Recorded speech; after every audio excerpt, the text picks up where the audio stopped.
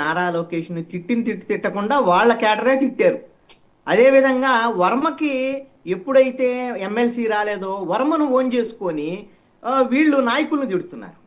ఇప్పుడు వర్మకి ఏం సమస్య లేదు. వర్మ ఏమి ఇప్పుడు కూడా ఇప్పుడు నాగేంద్ర బాబు మాట్లాడిన దాని మీద అందరూ ఏమంటున్నారు, వర్మ గురించే మాట్లాడారని అంటున్నారు. ఇప్పుడు వర్మకి లేని సమస్య, వర్మ ఎక్కడ ప్రెస్ మీట్ పెట్టాడా? నా గురించి ఎందుకు మాట్లాడతారని మీరు, నేను కూడా పనిచేశాను నా వల్ల గెలిచారని ఏమన్నా వర్మ అంటున్నాడా? వర్మకు లేని సమస్య వైసీపీ వాళ్ళకోలే తెలుగుదేశం కేడర్కు ఎందుకు, కేడర్కి వాళ్ళు మాత్రం ఆ విధంగా ఓన్ చేసుకొని ఇప్పుడు మాట్లాడుతున్నారు. ఎందుకు అని అంటే ఇక్కడ తెలుగుదేశం కేడర్కు ఉండేటువంటి అసంతృప్తి, స్వతహాగా వాళ్ళలో ఉండేటువంటి అసంతృప్తిని ఈ విధంగా వర్మ రూపంలోను, జీవీ రెడ్డి రూపంలోను, ఇతర రూపంలో దాన్ని ఓన్ చేసుకొని నాయకత్వాన్ని తిట్టేటువంటి ధోరణి పెరిగిపోతుంది. ఈ విధమైనటువంటి ధోరణి వల్ల తెలుగుదేశం పార్టీకి భవిష్యత్తులో నష్టం జరిగేటువంటి అవకాశం ఉండొచ్చు. దాన్ని వాళ్ళు ఎలా అధిగమిస్తారు ఏంటి అనేది చూడాల్సినటువంటి అవసరం ఉంది. అయితే నా పవన్ కళ్యాణ్ చేసినటువంటి వ్యాఖ్యలు ప్రధానంగా ఆంధ్రప్రదేశ్కి సంబంధించినటువంటి భవిష్యత్తు రాజకీయాలు ఏంటి, వ్యవహారం ఏంది అనేటువంటి విషయాల్లో పెద్ద విషయాలు ఏమీ లేవు. కానీ భవిష్యత్తు రాజకీయాలు ఇప్పుడు ఆయన తమిళనాడు రాజకీయాలని కదిలించారు. అదేవిధంగా ఇప్పుడు దక్షిణాది రాష్ట్రాల మొత్తంలో కూడా మేము వెళ్తాము, ఇస్తరిస్తాము అనేటువంటి బంగ్లాదేశాకే వెళ్ళారండి ఆయన. ఎక్కడ దాకా పాకిస్తాన్ అన్నిటికీ వెళ్ళారు. అయితే తెలంగాణకు కూడా వెళ్ళారు. నాకు తెలిసి ఆంధ్రప్రదేశ్ కంటే తెలంగాణ గురించి కూడా ఎక్కువ మాట్లాడారు. తప్పేం కాదు. ఎందుకోసమనంటే వాళ్ళది 2014లో పార్టీ ప్రారంభమైంది, అప్పుడు పోటీ చేయలేదు. 19లో పోటీ చేశారు. ఆ రోజున ఒంటరిగా వెళ్ళటం అనేది ఇబ్బంది అయింది. తర్వాత 24లో సక్సెస్ చూశారు.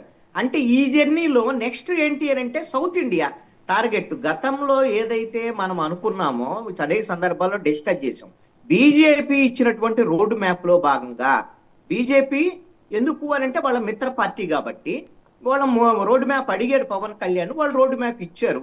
అందుకు అనుగుణంగా ఏంటి అని అంటే దక్షిణాది రాష్ట్రాల్లో పవన్ కళ్యాణ్ బీజేపీకి వాళ్ళకు కావాల్సినటువంటి హిందుత్వ ఎజెండాకు అనుగుణంగా పనిచేసి అక్కడ ఉండేటువంటి రాజకీయ నాయకుల మీద, ఇప్పుడు డిఎంకే మీద ఎందుకు కాలు దువ్వారు పవన్ కళ్యాణ్? అక్కడికి వెళ్ళేమన్నా ఈయన జనసేన పార్టీ తరఫున రాజకీయం చేస్తారా? చేసేమన్నా అక్కడ ఏమైనా సీట్లు సాధిస్తారా? అక్కడ ఏంటి అని అంటే బీజేపీ ఎజెండాకు అనుగుణంగా మాట్లాడటం, డిఎంకే విధానాలకు వ్యతిరేకంగా మాట్లాడటం, హిందీ భాషకు సంబంధించిన అంశాల మీద మాట్లాడటం. ఆ అంశము ఇటు ప్రకాష్ రాజు లాంటి వాళ్ళ, అదే విధంగా డిఎంకే కూడా రెస్పాండ్ అయింది. డిఎంకే కూడా వాళ్ళు ప్రెస్ రిలీజ్ ఇచ్చినటువంటి పరిస్థితి ఉంది. ఇది పవన్ కళ్యాణ్ కోరుకున్నటువంటి అంశం. అంటే హిందీ భాష కానివ్వండి, లేకపోతే దక్షిణాది రాష్ట్రాలకు సంబంధించిన ఉత్తరాది రాష్ట్రాల ఆధిపత్యానికి సంబంధించినటువంటి విషయాల్లో పవన్ కళ్యాణ్ వైఖరి కానివ్వండి, గతంలో వైఖరిని ఇప్పుడు మార్చుకున్నటువంటి పరిస్థితులు ఉన్నాయి. ఇప్పుడు ఈ నేపథ్యంలో మొత్తం మిగతా రాష్ట్రాల్లో చర్చ జరుగుతున్నటువంటి పరిస్థితి ఉంది.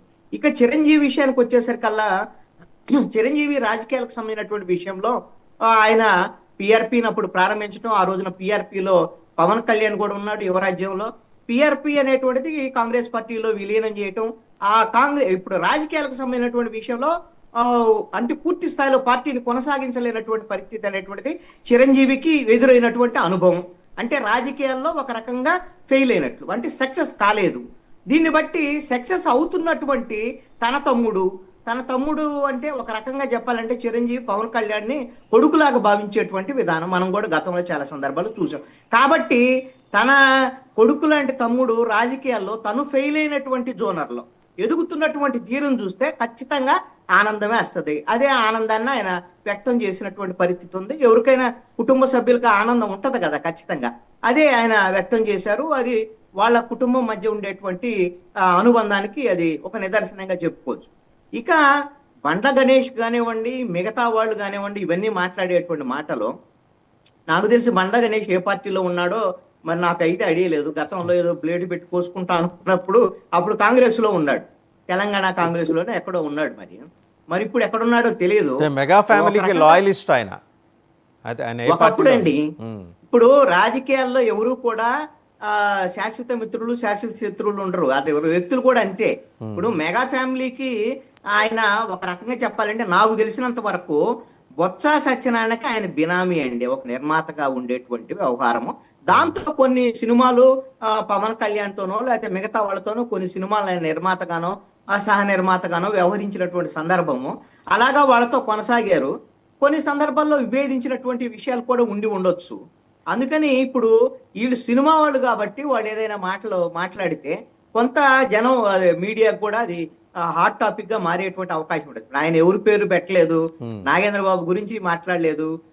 అసలు నాగేంద్ర బాబు ఆయన అంటే చూసే ఉంటారు మీరు, ఆయన జీవితంలో ఎవరైనా నీకు సహాయం చేస్తే దాన్ని రాయిపై చెక్కించుకున్నట్టు గుర్తుంచుకో, కానీ నువ్వెవరైనా సహాయం అయితే దాన్ని నీటిపై రాసినట్టు మర్చిపో. నిజమైన మంచితనం అంటే మళ్ళీ ఏమీ ఆశించకుండా చేయటం.